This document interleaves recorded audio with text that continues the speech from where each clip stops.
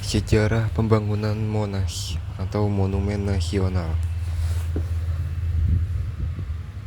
Monumen ini terletak persis di pusat kota Jakarta. Tugu Monas merupakan tugu kebangsaan bangsa Indonesia. Selain itu, Monas juga menjadi salah satu pusat tempat wisata dan pusat pendidikan yang menarik bagi warga Indonesia, baik yang di Jakarta maupun di luar Jakarta.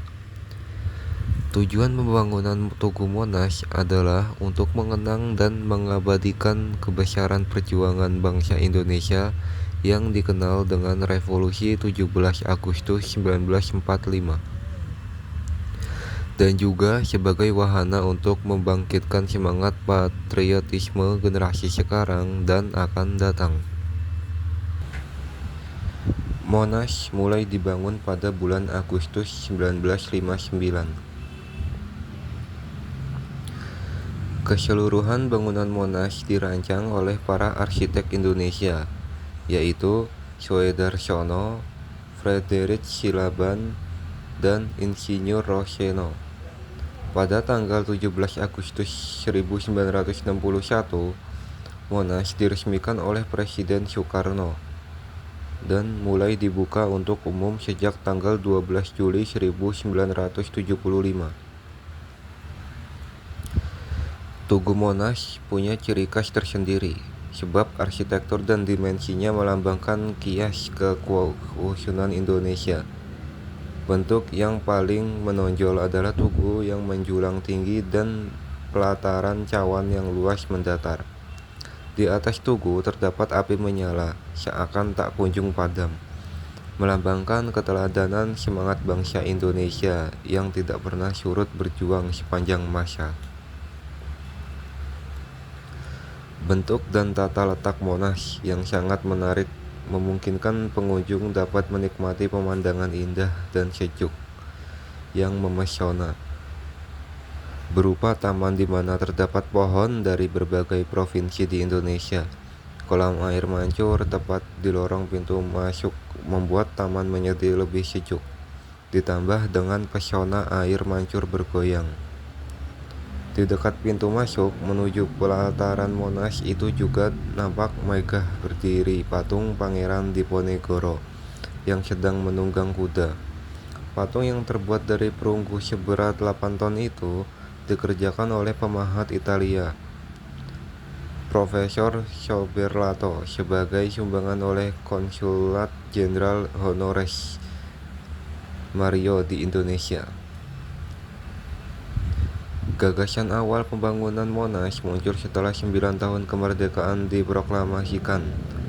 Beberapa hari setelah peringatan ulang tahun ke-9 Republik Indonesia, dibentuk Panitia Tugu Nasional yang bertugas mengusahakan berdirinya Tugu Monas. Panitia ini dipimpin oleh Sarwako Martokusumo, Suhut selaku penulis, Sumali Prawirasudirjo pelaku bendahara, dan dibantu oleh 4 orang anggota masing-masing, Supeno, Wiloto, Wenas, dan Sudiro. Panitia yang dibentuk itu bertugas mempersiapkan segala sesuatu yang berhubungan dengan pembangunan Monas yang akan didirikan di tengah lapangan Medan Merdeka, Jakarta, termasuk mengumpulkan biaya pembangunannya yang harus dikumpulkan dari swadaya masyarakat sendiri. Setelah itu, dibentuk panitia pembangunan Monas yang dinamakan Tim Yuri, diketuai oleh Presiden Republik Indonesia, yaitu Insinyur Soekarno. Melalui tim ini, sayembara diselenggarakan 2 kali. Sayembara pertama digelar pada 17 Februari 1955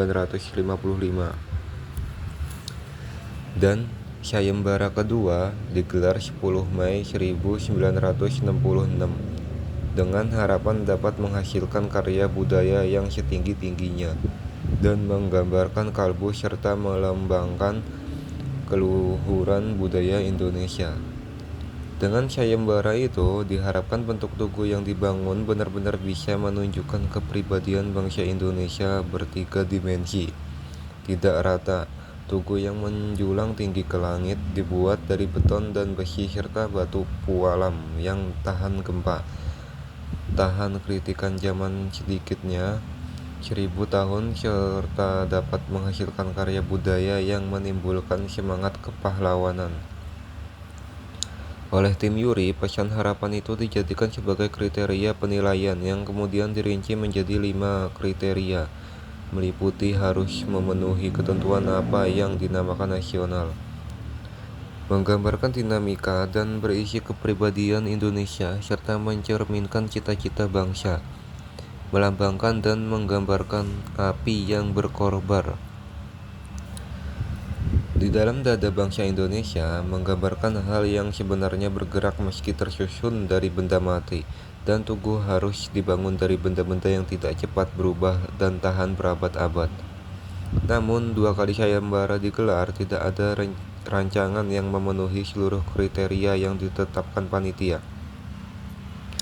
Akhirnya, ketua tim Yuri menunjuk beberapa arsitek ternama, yaitu Soedarsono dan Silaban, untuk menggambarkan rencana Tugu Monas. Keduanya arsitek itu sepakat membuat gambarnya sendiri-sendiri yang selanjutnya diajukan ke ketua tim Yuri, Presiden Soekarno, dan ketua memilih gambar yang dibuat Soedarsono.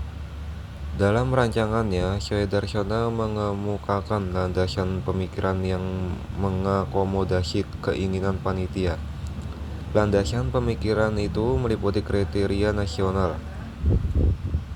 Soedarsono mengambil beberapa unsur saat proklamasi kemerdekaan Republik Indonesia yang mewujudkan revolusi nasional, sedapat mungkin menerapkannya pada dimensi arsitekturnya, yaitu angka 17, 8, dan 45 sebagai angka keramat hari proklamasi. Bentuk tugu yang menjulang tinggi mengandung falsafah, lingga dan yoni yang menyerupai alu sebagai lingga, dan bentuk wadah atau cawan red berupa ruangan menyerupai lumpang sebagai yoni. Alu dan lumpang adalah 2 alat penting yang dimiliki setiap keluarga di Indonesia, khususnya rakyat pedesaan. Lingga dan yoni adalah simbol dari zaman dahulu yang menggambarkan kehidupan abadi, adalah unsur positif atau lingga, dan unsur negatif atau yoni, seperti adanya siang dan malam, laki-laki dan perempuan, baik dan buruk, merupakan keabadian dunia. Bentuk seluruh garis-garis arsitektur tugu ini mewujudkan garis-garis yang bergerak tidak menonton, merata, naik melengkung, melompat, merata lagi, dan naik menjulang tinggi.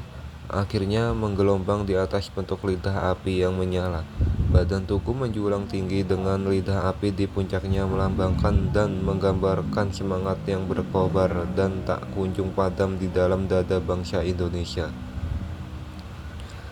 Pembangunan Tugu Monas dilaksanakan melalui 3 tahapan, yaitu tahap pertama pada tahun 1961 sampai 1965, tahap kedua pada tahun 1966 sampai 1968, dan tahap ketiga pada tahun 1969 sampai tahun 1976. Pada tahap pertama pelaksanaan pekerjaannya di bawah pengawasan Panitia Monumen Nasional, dan biaya yang digunakan bersumber dari sumbangan masyarakat. Tahap kedua pekerjaannya masih dilakukan di bawah pengawasan Panitia Monas. Hanya saja biaya pembangunannya bersumber dari anggaran pemerintah pusat, Sekretariat Negara Republik Indonesia. Pada tahap kedua ini, pembangunan mengalami kelesuan karena keterbatasan biaya.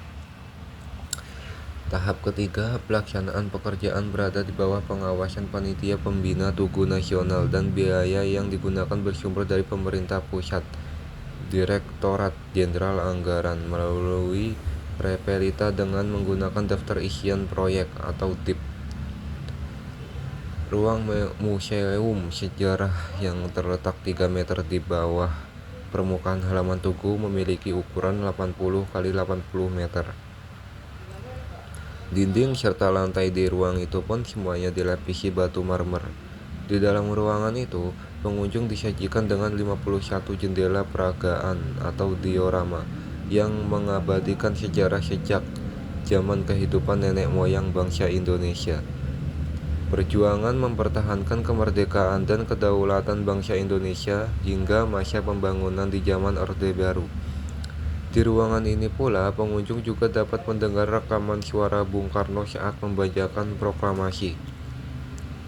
Sementara di ruang kemerdekaan yang berbentuk amphitheater terletak di dalam cawan tugu, terdapat 4 atribut kemerdekaan meliputi peta kepulauan negara Republik Indonesia, lambang negara Bhinneka Tunggal Ika, dan pintu gapura yang berisi naskah proklamasi kemerdekaan.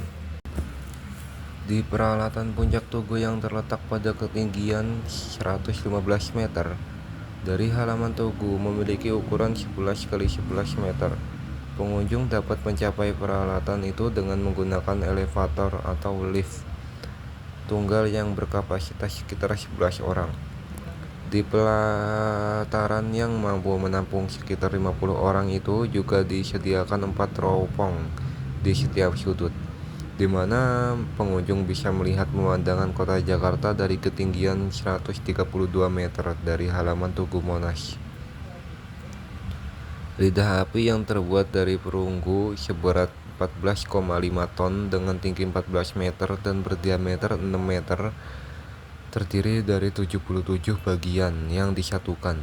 Seluruh lidah api dilapisi lempengan emas seberat 35 kg dan kemudian pada HUT ke-50 Republik Indonesia, emas yang melapisi lidah api itu ditambah menjadi 50 kg.